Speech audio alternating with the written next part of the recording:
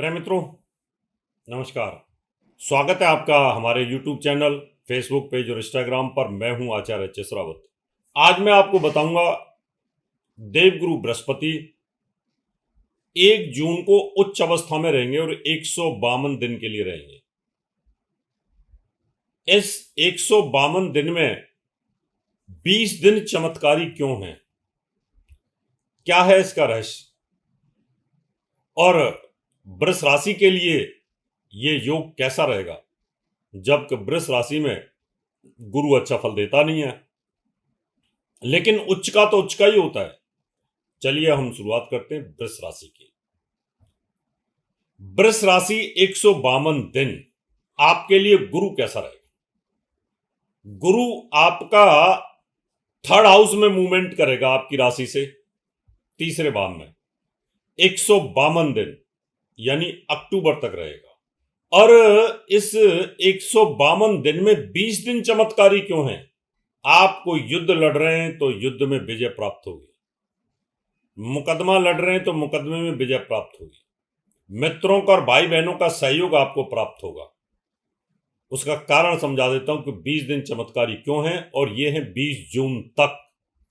1 जून को उच्च हो जाएंगे और 20 जून तक ये परम उच्च के साथ साथ ये वर्गोत्तम रहेंगे। और वर्गोत्तम ग्रह तो बड़ा जबरदस्त फल देता है।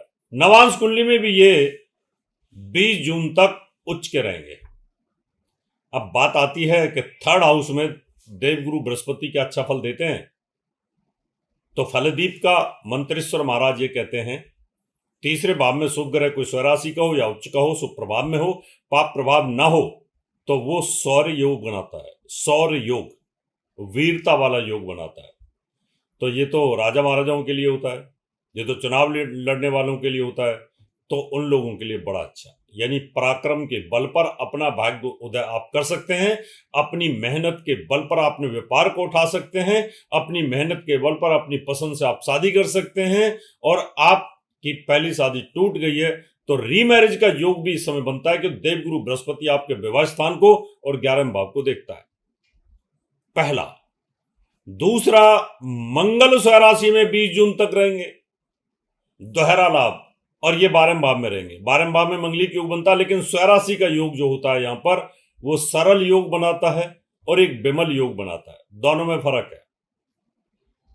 अगर कोई शुभ ग्रह होता है, लेकिन जर्नली ये है कि अगर कोई पापी ग्रह स्वराशि में होता है तो सरल नाम के योग के अंदर यानी आपके खर्चे कंट्रोल रहेंगे और मुकदमे में विजय प्राप्त होगी, दुश्मन दबे रहेंगे, समझौते की स्थिति बनी रहेगी। ऐसा योग यहां पर बनेगा। तो ये 2 ग्रह आपके लिए बड़े जबरदस्त लाभदायक है। उपाय के तौर पर वृष के अंदर वैसे तो इनका नग नहीं पहना जाता, लेकिन स्वराशि के हैं तो आप पुखराज भी पहन सकते हैं और मूंगा भी पहन सकते हैं। लेकिन मंगल अपने घर को देखता है, इसलिए कोई बुरा भी नहीं करेगा, सप्तम भाव को देखता है, तो इन 2 स्टोनों को पहन सकते हैं। और साथ में आपकी राशि का स्वामी जो शुक्र है वो तो धन भाव पर भ्रमण करेगा जून के अंदर बुध के साथ, तो ये भी एक योग अच्छा है। लेकिन ओवरऑल आजीवन आपकी वृष राशि है तो आप ओपल और पन्ना पहन सकते हैं, इससे जबरदस्त आपको लाभ मिलेगा। आपको मैं एक बार फिर बता दूं, मैं चंडीगढ़ में 16 और 17 मई, 22, 23, 24 विले पार्ले वेस्ट बम्बई, और 30 और 31 मई को देहरादून में रहूंगा। आप अपनी कुंडली दिखा सकते हैं, बनवा सकते हैं, वास्तु विजिट करा सकते हैं, और जो नंबर दिए हैं स्क्रीन पर उन पर मुझे आप संपर्क कर सकते हैं। मैं आपसे याद लेता हूं। नमस्कार।